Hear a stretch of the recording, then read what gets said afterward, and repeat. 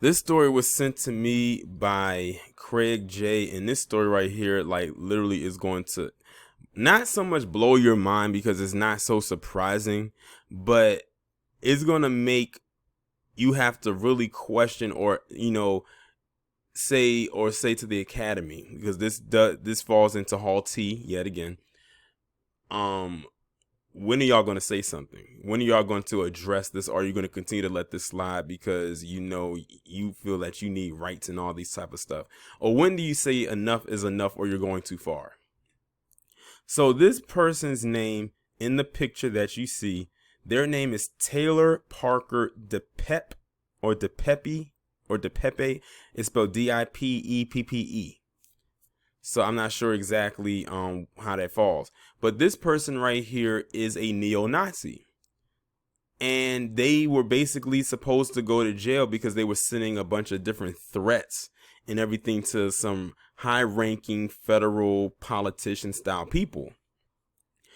Or were they going to go to jail? The thing is, now they aren't, thanks to this judge whose name is John Coffnor.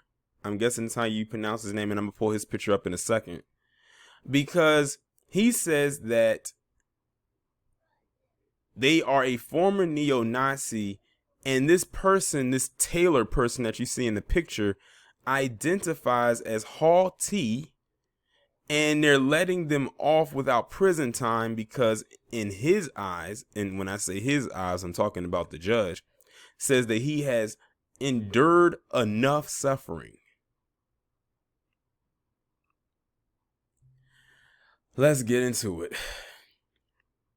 A former member of a violent neo-Nazi group who tormented journalists across the U.S. with hand-delivered threats won't be sentenced to prison after a federal judge in Seattle said the man, who is Hall T, has suffered enough from abusive family members and high school bullies. Are you kidding me? Are you kidding me? Yet again, that palm color privilege is weaving itself into fruition, weaving itself in. During a virtual court hearing Wednesday, U.S. District Judge John Coffnor said he struggled with his decision to sentence Taylor Parker DePep to time served, according to the Associated Press, which first reported on the hearing. But Coffnor explained that while he was aware of the fear and torment that Parker DePep's actions inflicted on his targets, that 21-year-old has also been a victim himself. So here we are, y'all. We have another 21-year-old. None of us have suffered the difficult situation this defendant has endured as a result in his gender identity confusion. Wait a minute. So because this person is confused about who they are gender-wise, that excuses them for the stuff that they did as far as sending these threats out to people. And not only that, this person was a part of a neo-Nazi group. So just do away with all that. So see, this is what I'm talking about. All of these, like the academy, they getting all these rights to pretty much get away with a lot of stuff. I bet you if this guy actually was to kill somebody, or this person was to kill somebody, then they probably would still get away with that as well. Now, looking at this, I don't know if this person was born a woman and is transitioning into a man, or if this person was born a man and now wants to transition to a woman. Let's go with the second part and say this person is born as a man. So you mean to tell me all they had to do was say, I am this, I am transgendered, and that's my saving grace? I think I talked about this before in the past, where it's going to get to a point where you're going to have people say that they identify as this and that to get away with a lot of things that they wouldn't get away with otherwise. He also says enough is enough. The judge's decision came on International Transgender Day of Visibility. I never heard of that day until I saw it on social media. And apparently that day was on the 31st of March. How ironic that they have this thing called Transgender Day of Visibility at the end of Women's History Month. Like, did anyone pick that up? I didn't even, like I said, I didn't even know that was a day until a couple days ago. I'm recording this on April 2nd, by the way. Parker DePep of Spring Hill, Florida, was charged in early 2020 along with 3 other members of the Atomwaffen Division, a notoriously violent white supremacist group tied to at least 5 murders in the U.S., for his involvement in a plot to threaten journalists in Arizona, Florida, and Washington state. He pleaded guilty last September to conspiracy to mail threats and to commit cyber stalking.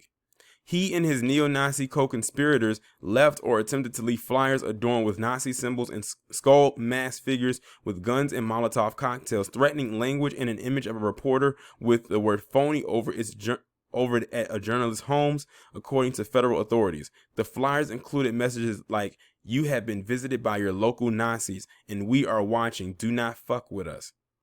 He carried out his part of the group's conspiracy on January 24, 2020, when he and another man went to a home in Tampa they believe was the residence of a journalist from Puerto Rico and stuck a threatening flyer to a window. But the reporter didn't live there. They had the wrong address. A black woman who lived there with her father and her child got the message and notified authorities. Parker DePep was arrested soon after. Assistant U.S. Attorney Thomas Woods said Parker DePep was not one of the leaders of the plot and acknowledged that he had a troubled childhood. Oh, God. You know who has troubled childhoods too? Black children, but they're never given this benefit of the doubt. But argued that a prison term of 16 months was necessary owing to the seriousness of the crimes. Woods wrote, and the thing is, why are we talking about him having a childhood? Like, having a troubled childhood. The man is 21. Woods wrote in a sentencing memo that Parker DePep instilled terror in his victims and contributed to the wide sense of fear and unease that many groups in this country understandably feel. Parker DePep made victims feel unsafe in their homes at a time when most people have been largely confined to home because of the pandemic. A reporter for Seattle TV channel and his wife detailed how the neo-Nazi group targeted their home in 2020 and how they were forced to flee under police protection to a motel. Peter Mazzoni, Parker DePep's attorney, wrote in a sentencing memo that prison would be detrimental to his client because he endured a horrific childhood that included an unaccepting father, physical abuse by an alcoholic stepfather, and slurs from school bullies. That still does not excuse the fact that this person left threatening messages to people to do stuff to them. So because of what happened to him in his childhood and because he didn't seek the help that he should have, or take it out on the people that he should have, now everybody else has to suffer, and you want to pull out, oh, he had a bad child. I'm going to say it right here, right now, and I don't give a damn how anyone feels about him. Fuck him and fuck his childhood. I said it. Because I'm tired of them using that as an excuse to constantly let them get away with anything. We hear this all the time. They did it with the shooter in Boulder. Oh, he had a troubled childhood. He was distant. He was quiet. He was to himself. So are so many other kids. But that doesn't make them want to go out and shoot people or shoot up stores or schools, or in his case, leave threatening messages on people's windows and doors and cars or wherever they could tack or tape a message to. But hey, in America, you have to protect the white guy or the white boy, even if they're over the age of 17, at all cost. That led him to just seek acceptance, and unfortunately he found it from these knuckleheads, Mazzoni said, referring to the group of about 10 teenage boys who made up Atomwaffen's division in Florida Cell. So wait a minute, you mean to tell me this 21-year-old was influenced by some teenagers? So he was the adult, and the other ones were minors, based on the definition of teenager. Judge Kaufnor sided with Mazzoni, sentencing Parker DePep to time served after Parker DePep apologized through tears for his actions. I bet them tears were so forced and so fake.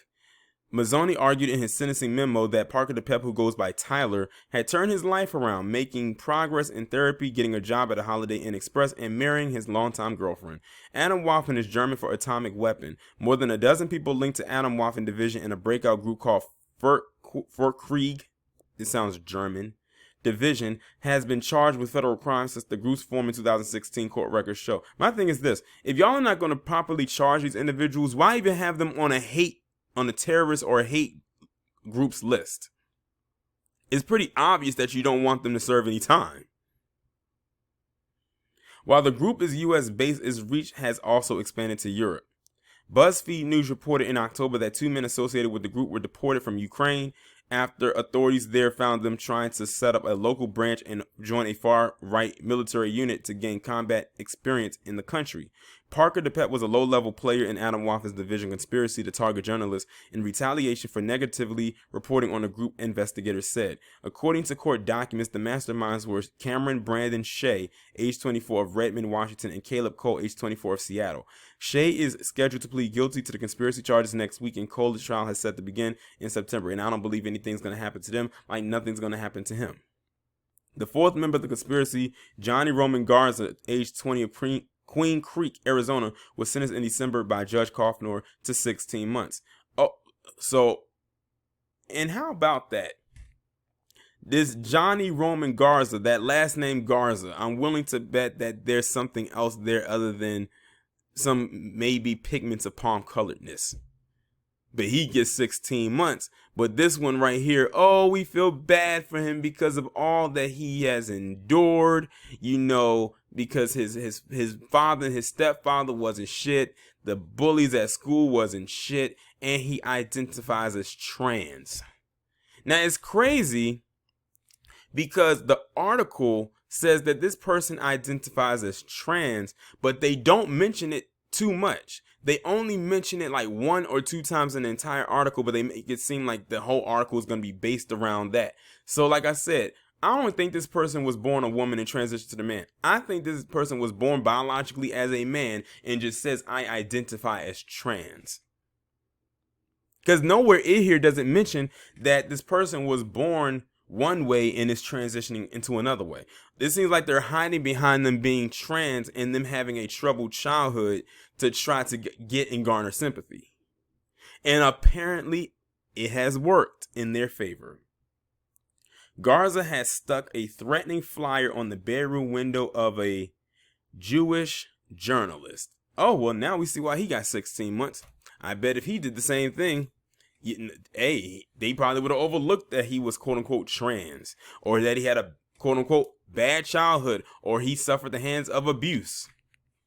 Now, what I'm going to do right here is I'm going to pause and I'm going to show y'all this judge.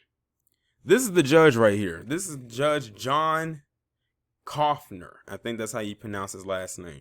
He looks like something straight out of the Poltergeist. No, he looks like that guy. I'm not familiar with a lot of these Star Trek characters, but y'all know which one I'm talking about. The one with the big ears and, the scrunched up looking face. He kind of looks like him before he, makes his final form.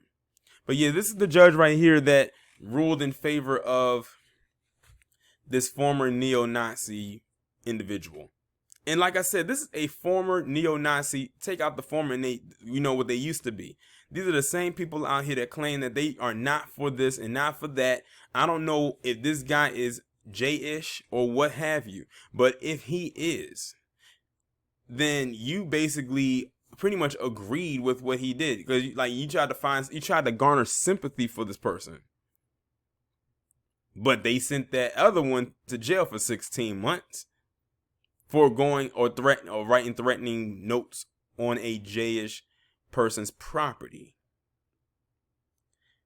But hey, like I said, that Taylor person, they had them being white on their side. They had them saying that they were trans on their side. And then they had them having the quote unquote bad childhood, suffered abuse, and was bullying on their side. That's the trifecta. That is the trifecta that worked in their favor. And like I said, this person was a former neo-Nazi, leaving all these threatening messages all over the place. And they still were able to get away with it and not have to serve one goddamn day in jail. At least not real time, anyway. But y'all let me know what y'all think about this down in the comments. Like, share, subscribe. If you have not done so already, make sure that you text the number that is pinned down in the comments below so you can receive notifications every time I upload a new video or go live.